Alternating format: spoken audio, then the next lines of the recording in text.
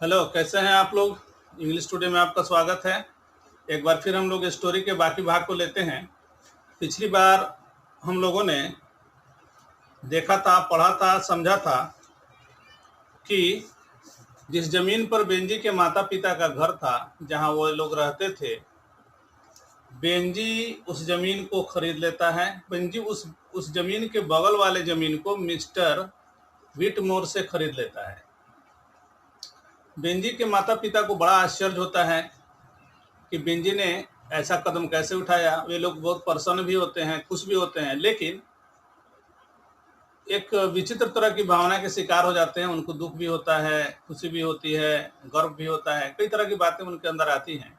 पूरी तरह से भावना में आ जाते हैं। बेंजी अपना काम करता रहता है,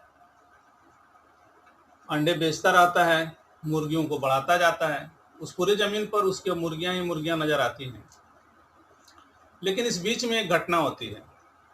राइटर कहता है कि बेंजिया मुर्गी की थी। मुर्गियां जो है बेंजी की थी, लेकिन जमीन उसके माता पिता का कभी नहीं हुआ।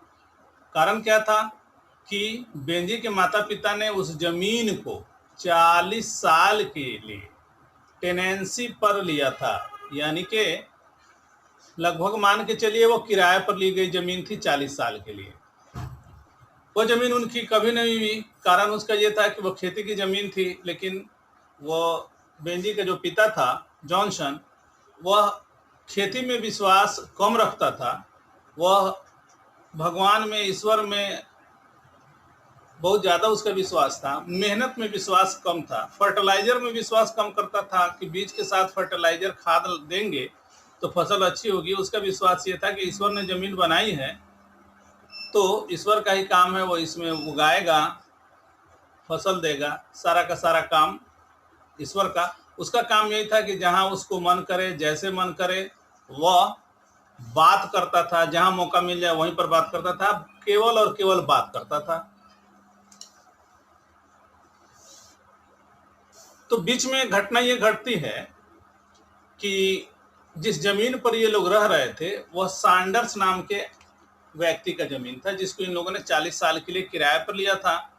सैंडर्स एक दिन जॉनसन को बुलाता है और कहता है कि या तो ये जमीन आप लोग ले लीजिए या कोई और लेने जा रहा है, इसलिए कि शहर बढ़ रहा है और बिल्डिंग बनाने के लिए हर जगह लोगों को जमीन चाहिए। इन लोगों की स्थिति ऐसी नहीं थी कि वे लोग पैसा दे करके उस जमीन को खरीद सकें, इसलिए वे लोग कहते हैं कि हम लोग किसी भी तरह से कोशिश करके जमीन को नहीं खरीद सकते हैं। हम लोगों की हालत ठीक नहीं है, आर्थिक स्थिति अच्छी नहीं है, इकोनॉमिकल कंडीशन अच्छा नहीं है, तो जमीन खरीदेंगे कैसे। तो वह सैंडर्स जवाब देता है कि आप नहीं खरीदेंगे तो कोई ना कोई तो खरीदेगा। तो जॉनसन पूछते हैं कि कौन खरीदेगा। तो जमीन का मालिक सैंडर्स जवाब देता है कि बेंजी खरीदेगा। तो फिर इन लोगों को काफी आश्चर्य होता है। इन लोगों ने पूछा सैंडर्स से कि तुमको कैसे पता चला कि बेंजी खरीदेगा। तो सैंडर्स बताता है कि बेंजी ने मुझसे कहा था। ये लोग घर आते हैं। फिर एक बार काफी गर्व का समय है इनके लिए कि बेंजी अब इतना बड़ा हो गया है कि 4 एकड़ वो तो पहले खरीद चुका है। फिर वो दूसरी जो 4 एकड़ जमीन इनके माता पिता जिस पर रहते थे, खेती करते थे, उनके हाथ से जा रही थी, वो जमीन भी बेंजी ही खरीद रहा है। बेंजी से इन लोगों ने पूछा कि तुम कैसे खरीद रहे हो, कहाँ से खरीद रहे हो, बहुत से तरह के सवाल करता है लोग। लेकिन बेंजी का जैसा स्वभाव था, सिंपल माइंडेड मैन था, सिंपल टर्म में सोचता था। जवाब दिया कि मैं और मुर्गियों का इनक्यूबेटर हाउस, इनक्यूबेटर मतलब छोटे मुर्गियों के बच्चों को पालने के लिए जो बनाया जाता है उसको इनक्यूबेटर कहते हैं। इनक्यूबेटर में आजकल वैसे मनुष्य के बच्चे को भी किसी खास वजह से ट्रीटमेंट के लिए रखा जाता है, उसको भी इनक्यूबेटर ही कहते हैं। बेंजी उस जमीन को खरीद लेता है। अब जॉनसन की उम्र 65 वर्ष की हो गई थी। अब इनके पास अगर पैसा होता तो भी वे लोग जमीन को नहीं खरीद सकते थे। यानी कि इच्छा इनकी अब नहीं थी, नहीं शरीर में वह ताकत शक्ति थी कि उस काम को करते। मामला इसी प्रकार से आगे बढ़ता जाता है और राइटर कहता है कि बेंजी के पास कितनी मुर्गियां थी, कितने अंडे निकलते थे, ये बेंजी के पासबुक में कितना पैसा था, ये सारा बात किसी और को मालूम नहीं था। केवल बेंजी को यह बात मालूम था। अब वो अंडे हाथ से पिक नहीं किए जाते, चुने नहीं जाते थे, बल्कि ऑटोमेटिक सिस्टम से वो अंडे आते रहते थे, निकलते रहते थे। और बेंजी की मुर्गियों को देखकर उसकी समृद्धि का, प्रोस्पेरिटी का अंदाजा लगाया जा सकता था। बेंजी उस इलाके का अब सबसे बड़ा किसान हो गया था और बहुत से लोगों को बेंजी ने काम पर रख लिया था। यानी कि मुर्गी और अंडे का जो काम था, मुर्गी पालने का, अंडे कलेक्ट करने का, बेचने का, उसके लिए उसने बहुत से एम्प्लॉय रख लिए थे, बहुत से लोगों को रख लिया था, जिसमें से एक लड़की भी थी जिसका नाम था फ्लोरेंस। बेंजी की उम्र लगभग 40 साल होने वाली थी। एक दिन बेंजी ने अपने माता पिता से कहा कि मैं फ्लोरेंस से शादी करने जा रहा हूं। तो उसके माता पिता को फिर आश्चर्य हुआ। फिर इन लोगों ने कहा कि तुमको क्या समय चाहिए, और समय चाहिए सोचने के लिए? तुम अच्छी तरह से सोच समझ चुके हो कि उसी से शादी करोगे। वैसे जॉनसन उस लड़की को पसंद नहीं करते थे। कारण क्या था कि उसके लटके हुए होंठ थे, आकर्षण विहीन भूरी रंग की आंखें थी, मोटे और भद्दे पैर थे। यानी कि एपियरेंस में, देखने में लगभग वो बेंजी के समान ही थी। और बेंजी को किसी विशेष प्रकार के लड़की की जरूरत नहीं थी, बहुत खूबसूरत हो, बहुत इंटेलिजेंट हो, ऐसा कुछ नहीं था। बेंजी को केवल यह चाहिए था कि कोई ऐसा मेरा खास आदमी हो जो मुर्गियों को देखभाल में मेरी मदद कर सके। 40वां साल जब समाप्त होता है, पतझड़ का मौसम है, उसमें बेंजी फ्लोरेंस से शादी करके घर पहुंचता है। आप लोग एक बात ध्यान में रखिएगा, लिखता है राइटर कि पतझड़ का मौसम है। सारे लोगों की शादी वसंत के मौसम में होती है और बेंजी की शादी हो रही है पतझड़ के मौसम में। स्टोरी में एक एक वर्ड पर आप ध्यान देते चलेंगे तो कुछ ज़्यादा आपको बेनिफिट होगा। और साथ में एक और काम आप करेंगे जिसको आप नहीं कर रहे हैं। ये काम ये है कि सब्सक्राइब जरूर कीजिए, वीडियो को लाइक कर दीजिए तुरंत अगर नहीं किए हैं तो। इस बात का खास ध्यान रखिए, सब्सक्राइब और लाइक वीडियो का बटन दबाते चलिए ताकि आपको सूचना भी मिल सके और मुझे कुछ अंदाजा हो सके कि वीडियो और बेहतर कैसे बनाना है।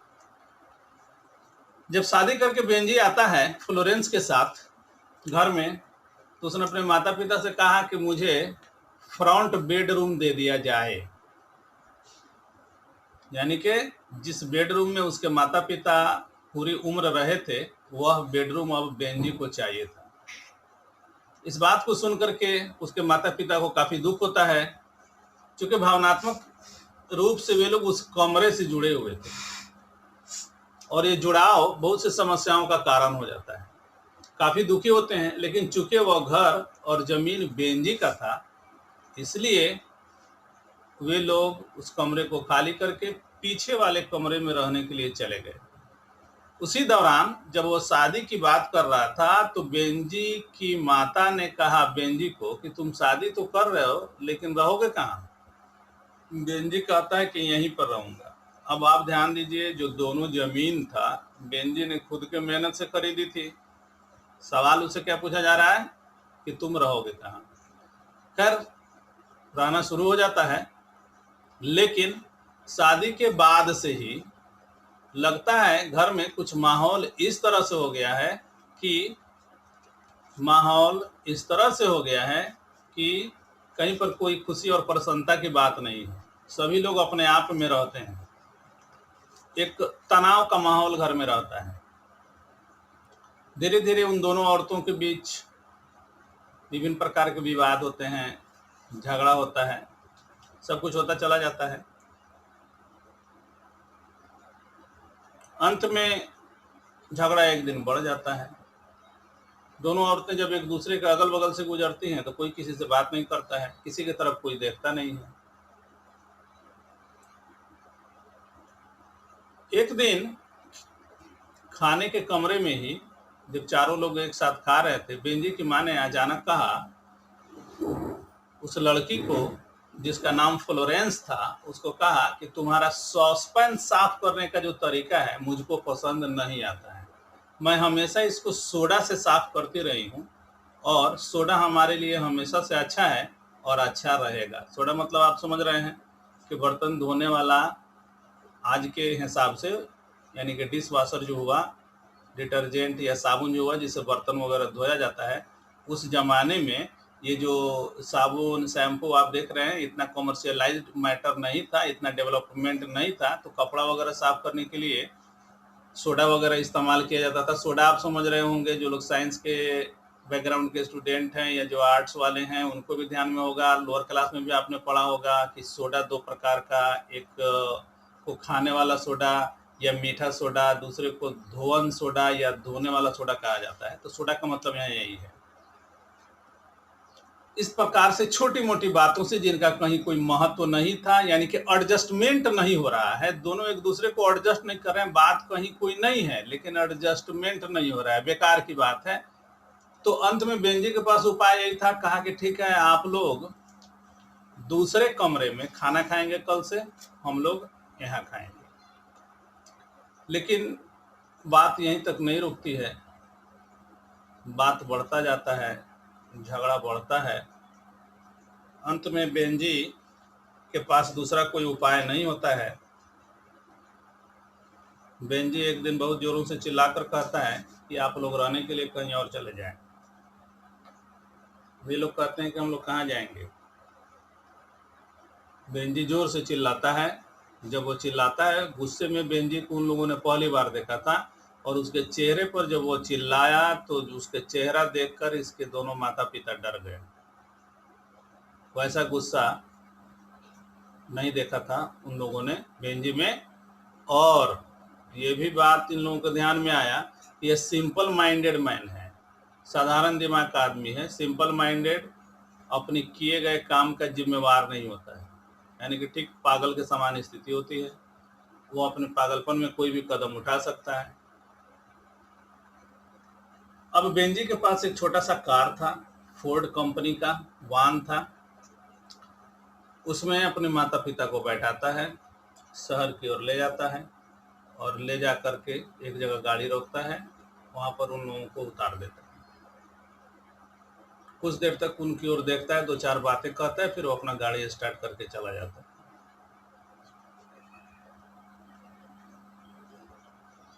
राइटर कहता है कि उसके माता पिता को ऐसा महसूस हो रहा है कि किसी अनजान जगह पर ले जाकर उनको छोड़ दिया गया हो। जमीन तो उनकी पहले ही चली गई थी, अब उनके हाथ में कुछ था नहीं। और बेंजी ने उन लोगों को सलाह दिया था कि किसी लॉज वगैरह में रह जाइएगा, यानी कि किराए के कमरे में रह जाइएगा। चेहरे उनके लटके हुए थे, बहुत उदास थे, उनको कुछ समझ में नहीं आता है, उनको समझ में कुछ नहीं आ रहा है। कहानी यहीं पर समाप्त हो जाती है। अब आपको यह विचार करना है कि इस तरह की कहानी आपके सिलेबस में क्यों डाली गई। यह राइटर जो है इस चैप्टर का, इस कहानी को लिखता है